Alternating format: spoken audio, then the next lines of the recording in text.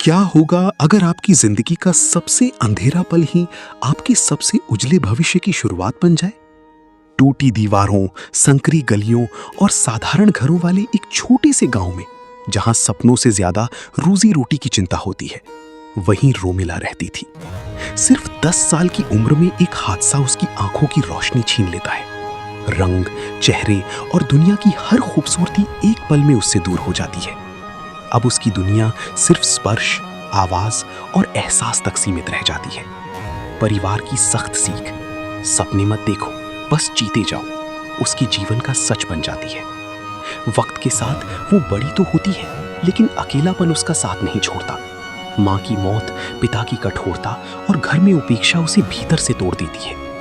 एक घिसी पिटी साड़ी में लिपटी चुपचाप जीती हुई रोमिला को लगता है कि उसकी जिंदगी बस ऐसे ही बीत जाएगी, बिना किसी उम्मीद के। लेकिन फिर उसकी शादी होती है श्याम से, एक गरीब, साधारण सा दिखने वाला युवक, जिसके बारे में गांव में तरह तरह की बातें कही जाती हैं। पर सच कुछ और होता है। श्याम की व्यवहार में कठोरता नहीं, बल्कि एक अनकही नरमी होती है। वो रोमिला को दया नहीं, सम्मान देता है। आओ, कहानी की शुरुआत शुरू से करते हैं। रोमिला जब 10 साल की थी, तब उसकी जिंदगी ने एक ऐसा मोड़ लिया जिसकी उसने कभी कल्पना भी नहीं की थी। एक दुर्घटना में उसकी आंखों की रोशनी चली गई। उस दिन के बाद उसकी दुनिया पूरी तरह बदल गई। रंग, चेहरे और वो सब कुछ जो वो कभी देखती थी, अब सिर्फ यादों में रह गया। शुरुआत में रोमिला बहुत डर गई थी। उसे हर चीज के लिए दूसरों पर निर्भर रहना पड़ता था। लेकिन धीरे धीरे उसने अपनी नई दुनिया को समझना शुरू किया। उसने महसूस किया कि भले ही उसकी आंखें अब नहीं देख सकती, लेकिन उसके पास सुनने, महसूस करने और समझने की एक नई शक्ति है। रोमिला ने ब्रेल लिपि सीखी और पढ़ाई जारी रखी। उसने संगीत में रुचि ली और उसकी मधुर आवाज लोगों के दिलों को छूने लगी। समय के साथ वो एक आत्मनिर्भर और मजबूत लड़की बन गई। अगर कोई रोमिला को कहता कि एक दिन वो अपनी आंखों से सूरज निहार लेगी, तो वो सिर्फ चुपके से मुस्कुरा देती। आंखों में चमक ना आती। चमत्कार, उस पर उसने कभी भरोसा नहीं किया। घर के लोग भी ऐसी बातें नहीं सिखाते। बचपन से बस यही सुनाई दिया, दुनिया सख्त है, सपने मत बुनो, रोजी रोटी कमाओ, बस जीते जाओ। कल्पना करो उस छोटी सी घर को, मिट्टी की दीवारें, झोपड़ी जैसा। पिता सुबह 4 बजे उठते, खेत में हल चलाते, पसीना बहाते, शाम को थक कर लौटते, कभी शिकायत नहीं करती। लेकिन रोमिला को अक्सर कोने में धकेल दिया जाता, जैसे वो कोई बोझ हो, कोई अनचाही चीज। उसे लगता वो इस दुनिया से अलग है, एक धुंधली परछाई जिसे कोई देखना नहीं चाहता। कोई उसका हाल नहीं पूछता, कोई हाथ नहीं थामता। बहनें नाचती, संगीत पर थिरकती और वो चुपचाप बैठकर सुनती। कोई बुलाता नहीं, कोई शामिल नहीं करता, बस कोने की ठंडी दीवार से सटकर धीमी सांसें लेती। मां के जाने के बाद घर पूरी तरह बदल गया। पहले जहां हंसी गूंजती थी, अब वहां उदासी का छाया छा गया। पिता का चेहरा कठोर हो गया, उनकी आंखों से कोमलता गायब हो गई। जो प्यार कभी रोमिला को सहलाता था, वो अब गुस्से में बदल गया। छोटी छोटी बातों पर डांट पड़ती। खाना बनाने में गलती हो जाए तो चिल्लाते, रोटी जल जाती तो दोबारा सेकने के लिए कहते। रातों को चुपचाप आंसू बहाती, गद्दी पर सिर दबाकर, सिसकियां रोककर। उसकी उम्र अभी 21 साल है। अचानक विवाह तय कर दिया गया, बिना उसकी राय लिए। पिता ने फैसला सुना दिया, बस इतना कहा, कल लड़की वाले आएंगे। दूल्हा एक गरीब आदमी था। लोग उसके बारे में बातें करते, उसे सख्त बताते, गुस्सैल कहते, कठोर, कभी चिल्लाने वाला, कभी मारने पीटने वाला। शाम छोटे मोटे काम करता, अपना गुजारा चलाता। कभी गांव में दिहाड़ी, खेतों में हल चलाता, कभी दुकान में मदद करता, सामान तौलता, बोझ उठाता, कभी जो काम मिले। उसके पास पैसा नहीं था, लेकिन व्यवहार में सच्चाई थी। फटे कपड़े पहनता, बिखरे बाल होते। गांव वाले मजाक उड़ाते, कैसा लड़का है, इससे शादी हुई। ये सब सुनकर रोमिला को लगा जैसे शादी एक सजा है, जिंदगी खत्म हो गई। नया घर कैसा होगा, वहां भी वही दर्द। लेकिन इस बार आंसू नहीं आए, आंखें सूखी रहीं। उसने सोचा, शायद ये अंत नहीं, नई शुरुआत है। नया घर, नया रास्ता। वहां सुकून मिले। श्याम के साथ रोमिला का विवाह हो गया और वो श्याम के घर आकर बस गई। शायद कोई साथ दे। श्याम उसका पति था, लोगों की बातों से बिल्कुल अलग। उसकी आवाज नरम थी, शब्दों में अपनापन था, जैसे पुराना दोस्त बात करे, धीरे धीरे भरोसा जगाए। पहली ही रात उसने रोमिला के लिए चाय बनाई, लकड़ी की आग पर उबली, चूल्हे में चिंगारियां चटकती, पानी उफान मारता, अदरक काट कर डाली, चाय पकती, कप में भरी, भाप उठ रही थी, गर्म, सुगंध भरी। रोमिला ने हाथ बढ़ाया, पहली बार किसी ने ऐसा किया। उसने गर्म चाय का कप उसके ठंडे हाथों में थमा दिया। रात बहुत ठंडी थी, हवा तेज सर्द चल रही थी। श्याम ने अपनी चादर उतारी, उसे रोमिला के कंधों पर डाल दी, खुद दरवाजे के पास बैठ गया, जैसे कोई पहरेदार हो। थोड़ी देर बाद वहीं सो गया। रोमिला बिस्तर पर लेटी रही, सोचती रही। पहली बार लगा वो कोई बोझ नहीं है, श्याम अपना सा लगता है। दिल को सुकून मिला, जैसे सच में घर आ गई हो। उसकी दुनिया रंगों से नहीं, आवाजों से बनी थी। कदमों की आहट सुन लेती, कपड़ों की सरसराहट पकड़ लेती, सांसों की लय समझ जाती, सब कुछ महसूस कर लेती। शादी उसके लिए देखने का खेल नहीं, महसूस करने का अनुभव था। घर में नए कदमों की ठक ठक, बर्तनों की खनक खनक, एक नई मौजूदगी जो अब उसके बहुत करीब, हर पल साथ। जिससे शादी हुई उसके बारे में उसने बहुत सुना था। लोग कहते थे वो कठोर है, डरावना लगता है, किसी से ठीक बोलता ही नहीं। बातें गूंजती, डर लगता सुनकर। पर जब वो पास आया कुछ अलग लगा। कदमों में जल्दी नहीं थी, धीरे धीरे चला, नमस्ते कहा। आवाज नरम थी, जैसे किसी को असहज न करे, कोमलता भरी, दिल छू गई। रोमिला ने चेहरे की कल्पना नहीं की। उसके लिए चेहरे मायने नहीं रखते, इंसान व्यवहार से बनता है। ये आदमी हर काम और हर बात में सच्चा था। वो बिना वजह बात नहीं करता, लेकिन जब वो बोलता, साफ बोलता। कभी चुपचाप पास बैठ जाता। उस चुप्पी में सुकून और गर्माहट थी, जैसे वो पुराना दोस्त हो। यही सबसे पहले पता चला। वो डरता नहीं था, ना अपनी स्थिति से, ना कमी से। लोग दया दिखाते या दूर भागते, वो ना दया दिखाता ना दूर भागता, बस साथ रहता। एक दिन आंगन में बैठी रोमिला ने महसूस किया। वो पास आया, हाथ में चाय का कप लिए। चाय रख रहा हूं, उसने कहा। रोमिला ने धीरे से सिर हिलाया। यहां रख दीजिए, उसने कहा। वो थोड़ी देर रुका, फिर बोला, कम चीनी डाली, अगर ठीक लगे तो। उस अगर ठीक लगे में कोई झुकाव नहीं था, ये सम्मान था। उसने दिल जीत लिया। उस पल रोमिला ने सोचा, शायद बातें पूरी सच ना हो, लोग गलत समझने लगे। समय बताएगा। समय गुजरा। धीरे धीरे दुनिया रोशन हुई, अंधेरा कम होने लगा। शाम हर सुबह उसे नदी किनारे ले जाता। सूरज निकलने का इंतजार करते। सूरज की गर्मी बताता कि किरणें कैसे फैलती, गर्म, नरम। पक्षियों की चहचहाहट सुनाता, कोयल की कूक, बुलबुल की मस्ती, हवा की नशीली खुशबू, गीली मिट्टी, फूलों की महक, सब शब्दों में बंधता।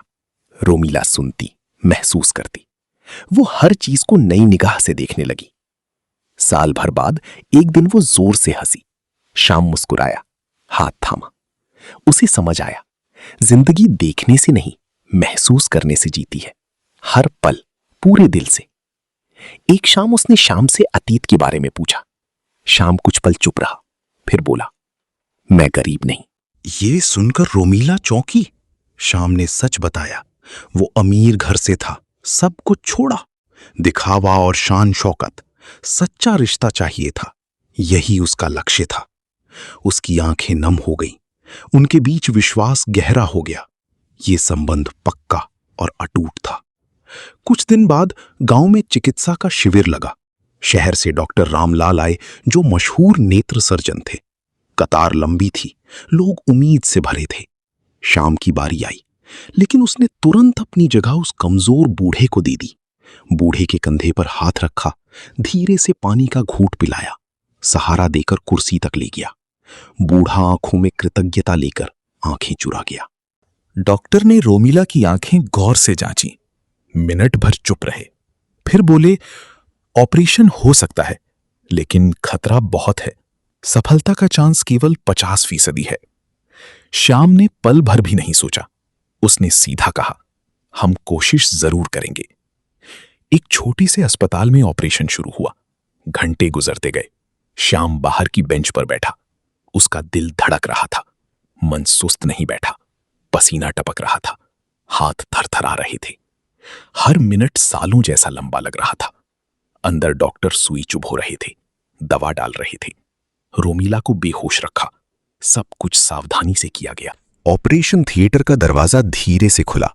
बाहर की सफेद रोशनी में श्याम बेचैनी से टहल रहा था। उसकी उंगलियां बार बार एक दूसरे में उलझ रही थी। ऑपरेशन सफल रहा है, डॉक्टर ने हल्की मुस्कान के साथ कहा। रोमिला की आंखें खुली। पहले हल्के रोशनी का एहसास हुआ, धुंधला साया, फिर सब साफ होता गया। दुनिया फिर नजर आई। पहला चेहरा श्याम का था, उसकी मुस्कान और चमकती आंखें। रोमिला की आवाज कांपी। तुम ऐसे दिखते हो, वो बोली। उसका गला भर आया, शब्द रुक गए। फिर चेहरे पर मुस्कान आई, उसकी आंखें चमक उठीं। श्याम की आंखें भीग गईं, आंसू लुढ़क पड़े। उसने कहा, और तुम मेरी दुनिया हो। हाथ थामकर सीने से लगा लिया। खुशी की लहर दौड़ी, दोनों रोए और हंसे। कहानी अभी अधर में लटक रही थी। सालों पहले का बेटा बिना एक शब्द घर से निकल गया, बिना पीछे देखे। उनका घर साधारण नहीं था, ये बड़ा और समृद्ध था। सब कुछ मौजूद था, नौकर, गाड़ियां, आराम की जिंदगी। लेकिन उस दिन से घर में खालीपन बस गया। दीवारें सुनसान हो गईं। रातें उदास थीं। लोग पूछते, इतनी दौलत, इतना ऐशो आराम, फिर बेटा क्यों चला गया? लेकिन जवाब किसी के पास नहीं था। अफवाहें उड़ी, लेकिन सच छिपा रहा। उन्होंने शुरू में बड़ा जोर लगाया, बड़े अफसरों से मिले, खबर शहर दर शहर फैलाई, पैसे बरसाए, जासूस रखे, हर कोशिश की, लेकिन हर बार निराशा। कोई सुराग नहीं मिला। खोज धीमी पड़ी, इंतजार जारी रहा। हर रोज दरवाजा देखते रहे, शायद लौट आए। उनकी आंखें दरवाजे पर ही गड़ी हुई थीं। साल बीत गए, दौलत वैसी की वैसी थी, लेकिन घर का चैन उड़ गया था। हंसी गायब हो गई, केवल उदासी रह गई। फिर एक दिन अचानक खबर आई। दरवाजे पर एक अनजान आदमी खड़ा था। उसने नाम नहीं बताया, बोला, मैं आपका शुभचिंतक हूं। आपके बेटे को मैंने देखा, वो ठीक है, लेकिन जिस हाल में जी रहा है आपने कभी कल्पना नहीं की होगी। ये सादगी और गरीबी है। कहाँ है? उन्होंने बिना रुके पूछा। आदमी ने बताया, शहर का पुराना बस्ती, गरीब इलाका, कचरा, बदबू, टूटे घर। उस जगह की कल्पना भी उन्होंने कभी नहीं की थी। वे फौरन निकल पड़े। संकरी गलियां, कीचड़ भरी, टूटे पत्थर, फूटे मकान, साधारण लोग, भूखे बच्चे, जिंदगी की कठोर सच्चाई।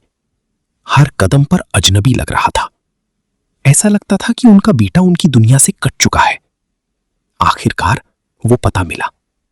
दरवाजा आधा खुला था, हवा चल रही थी। धीरे से दरवाजा धकेला गया। अंदर एक आदमी खड़ा था, सादे कपड़ों में, उनकी ओर पीठ किए हुए।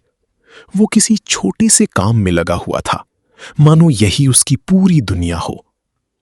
श्याम, पापा की धीमी आवाज गूंजी। उसमें वर्षों के दर्द भरे इंतजार की झलक साफ दिखाई दे रही थी। वो आदमी ठिठक गया और धीरे से पलटा। उसके चेहरे का रंग उड़ गया था। हाथों पर मेहनत के गहरे निशान थे, लेकिन आंखें वही पुरानी थीं, चमकदार और पहचान देने वाली। पापा, उसकी आवाज कांप उठी, गला रुंध गया और आंसू छलक पड़े। उस पल मानो पूरी दुनिया थम गई हो। दो अलग अलग दुनियाएं आमने सामने खड़ी थीं। एक ओर चमकती दौलत की चकाचौंध और दूसरी ओर सादगी भरी मिट्टी की खुशबू। श्याम ने कदम बढ़ाए। उनके सीने में वही बेटा बसता था, बिना किसी सवाल के, बिना किसी शिकायत के। उन्होंने श्याम को कसकर गले लगा लिया। दोनों की सांसें एक हो गईं। वे सिर झुकाए खड़े रहे और दिल की गहराइयों से बातें करते रहे। पिता बोले, हम सब खो चुके थे, घर, पैसा, सब। लेकिन अब पता चल गया, असली दौलत रिश्ते हैं। धन का क्या फायदा अगर अपनों का साथ ना हो, हाथ ना थामे हो। कि आंखें नम थीं। उसने श्याम और रोमीला के लिए एक घर खरीदा। वो घर केवल ईंटों का ढेर नहीं था, ये सम्मान से लबालब और प्यार से सजा हुआ था। नई जिंदगी का पहला कदम। बड़े कमरे, साफ फर्श, बाहर छोटा बगीचा, सब कुछ सोच समझकर चुना गया था। परिवार ने गलतियां कबूल की, पुरानी नाराजगियां मिटा दी। अब सब एक छत के नीचे थे, हंसी मजाक और एक दूसरे की परवाह। वे रोज छोटी खुशियां तलाशते, सुबह चाय साथ पीते और शाम को कहानियां सुनाते। ये नजारा देखकर शाम को गहरा सुकून मिला। रोमीला के चेहरे पर भी शांति छा गई। वे सब साथ बैठते, गर्मा गर्म खाना खाते, पुरानी यादें ताजा करते, हंसते बोलते रातें कटती। रोमीला पूरी तरह बदल चुकी थी। पहले छुपाई गई बातें अब उम्मीद बन गईं। उसने वही पुराना डॉक्टर फोन किया जिसने कभी उसकी जान बचाई थी। अब उसने फैसला किया कि वो गरीबों का मुफ्त इलाज करेगी। वो संकरी गलियों में घूमती, बीमार बच्चों को गोद में उठाती, दवा पिलाती, बूढ़ों के पास बैठती, उनकी पीठ थपथपाती, आंखों में दवा टपकाती, घाव साफ करती, जरूरतमंदों को नई हिम्मत देती। कभी एक बच्चे का बुखार उतारती, कभी किसी की टूटी हड्डी जोड़ने में मदद करती। हर सुबह वो बालकनी में खड़ी हो जाती, सूरज की पहली किरण निहारती, मुस्कान फैल जाती, कहती, चमत्कार खुद नहीं होते, इंसान बनाता है, हिम्मत से, सच्चाई से, प्यार बांटकर। एक दिन एक गरीब बच्चा आया, आंखें बंद और सांसें कमजोर। रोमीला ने रात भर जागकर इलाज किया। सुबह बच्चे की आंखें खुली, बच्चा मुस्कुराया। डॉक्टर ने कहा, तेरी मेहनत रंग लाई, ये चमत्कार तूने रचा। रोमीला हंसी, बोली, ये हम सबके प्यार का फल है, परिवार का, मोहल्ले का। अब उसकी जिंदगी रोशनी से भरी थी। हर दिन नई शुरुआत थी, परिवार संग समाज के लिए। बच्चे उसके चारों तरफ जमा होते, घेर लेते और कहानियां मांगते। रोमीला हंसती, गाती और अच्छाई का रास्ता दिखाती, प्यार का सबक सिखाती। इस बार कहानी का अंत सच्ची खुशी से हुआ, रोशनी के साथ, हमेशा के लिए। उनके प्यार ने हर दर्द मिटा दिया, अब कोई उदासी नहीं बची। दोनों ने एक दूसरे को अपनाया और गले लगाया, आंसू खुशी के बहाए। ये पल अनमोल थे, जीवन भर याद रहेंगे। सबने ये देखा और सीखा, प्यार ही सब कुछ है, दुख सुख में साथ देता है, ताकत देता है। बस यही बात है, कोई और जरूरत नहीं। दोस्तों, अगर आपको यह कहानी पसंद आई तो कृपया लाइक और सब्सक्राइब करें।